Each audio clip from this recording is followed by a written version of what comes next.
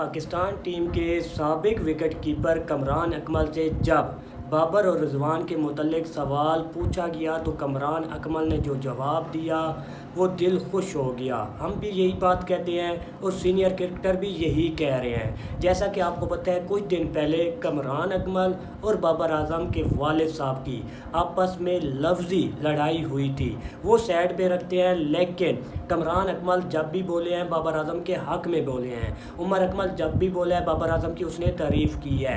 अब सवाल कौन सा पूछा गया, इस पे बात करेंगे डिटेल से, लेकिन उससे पहले रिक्वेस्ट है चैनल को सब्सक्राइब करें, वीडियो को लाइक करें। आ जाते हैं अपने असल टॉपिक की जानिब। कमरान अकमल साहब GTV एक प्रोग्राम है, वहाँ पे बैठे थे जहाँ पे बाबर और रिजवान के मुतल्लिक सवाल पूछा गया कि क्या आपको लगता है कि अब बाबर आजम और रिजवान की जगह नहीं बनती T20 टीम में। तो आगे कमरान अकमल कहते हैं भाई यार मुझे हैरानगी है।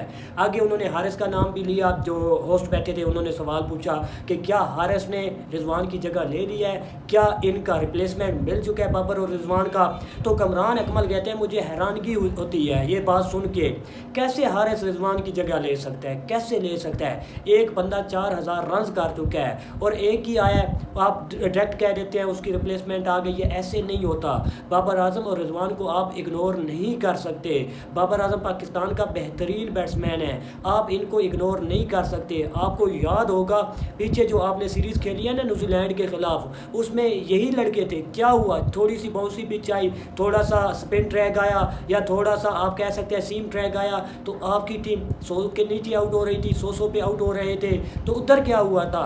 आप बाबर रिजवान को इग्नोर नहीं कर सकते। मैंने वो जो बात कही थी ना टेस्ट के मुतल्लिक, जो बात कही थी मैंने इसलिए कही थी कि भाईजान बाबर और रिजवान को थोड़ा सा रेस्ट मिलना चाहिए। ये ऑटोमेटिकली चॉइस है, इन पे जो बॉडी वर्क है, बॉडी का लोड है, ये बहुत ज़्यादा बढ़ता जा रहा था, जिसकी वजह से मैंने सोचा कि ये मैं मशवरा दूं। मैंने कतन कोई ऐसी बात नहीं कही। मज़ीद कहते हैं कि बाबर आजम और रिजवान आपकी पहली प्रायोरिटी है, ये आपका पहली चॉइस है। जब भी मुश्किल कंडीशन होगी, जब भी एक मुश्किल आप कह सकते हैं कि टफ कंपोनेंट आएगा, तो ये ऑटोमेटिकली आ जाएंगे, इनकी जगह बननी ऑटोमेटिकली बननी है। भाईजान रिजवान और बाबर आजम को आप इग्नोर डायरेक्ट इतने जल्दी नहीं कर सकते, वक्त लगेगा। ये आपकी बांग्लादेश की सीरीज़ ठीक है बेहतरीन गई है, कमरान अकमल ने यही बात कही है। ना उनका बॉलिंग अटैक था, ना उनका अच्छा स्पिन अटैक था, ना फास्ट अटैक था, ना उनकी बैटिंग थी। तो इनके खिलाफ जीत के हम क्या ये सोचें, क्या इनकी रिप्लेसमेंट मिल गई है। ऐसी बात नहीं है भाईजान, ऐसी बात नहीं है।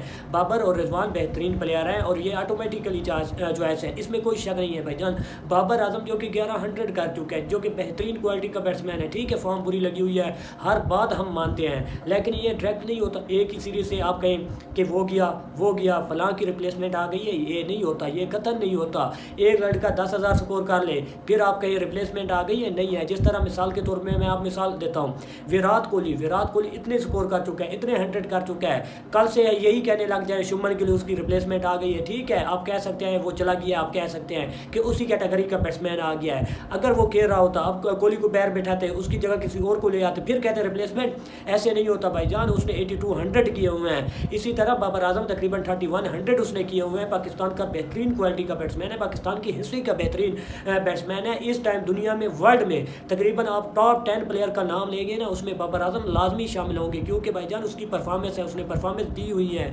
ऐसे नहीं होता। ये कमरान अकमल कह रहा है, कमरान अकमल कहते हैं इग्नोर आप इनको नहीं कर सकते, आपको खिलाना पड़ेगा। आप जब भी मुश्किल कंडीशन में फंसेंगे आपको बाबर और रिजवान की याद आएगी, लाजमी याद आएगी। मैं तो बाबर के हक में हूँ, रिजवान को चलो आप रेस्ट दे सकते हैं T20 में। टेस्ट ODI में रिजवान की जगह बनती है, ऑटोमेटिकली बनती है। T20 में चलो आपके एंकर रोल आप चाहते हैं कि प्लेयर ना हो, एक आपका बाबर आजम हो, बाकी आपके हिटर हो, बनता है। बाकी रिजवान को मेरे ख्याल में ODI और टेस्ट में होना चाहिए। T20 में भी थोड़ा सा रिजवान के खिलाफ हूँ, क्योंकि रिजवान की गेम बाबर की गेम एक ही कैटेगरी की है। अगर 2-3 एंकर रोल के प्लेयर एक ही टीम में आ जाए तो ठीक है, मसला बनता है, लेकिन भाईजान बाकियों को भी परफॉर्म करना पड़ेगा। बाकी बाबर आजम की जगह ऑटोमेटिकली बनती है, इसमें कोई शक नहीं है। उसने अपने आप को एक आप कह सकते हैं कि एक जगह पे मेंटेन किया और अच्छी एवरेज के साथ, अच्छे स्ट्राइक रेट के साथ उसने मेंटेन किया है। बाकी आप दोस्तों से रिक्वेस्ट है हमारे चैनल को सब्सक्राइब करें, वीडियो को लाइक करें। शुक्रिया, अल्लाह हाफिज़।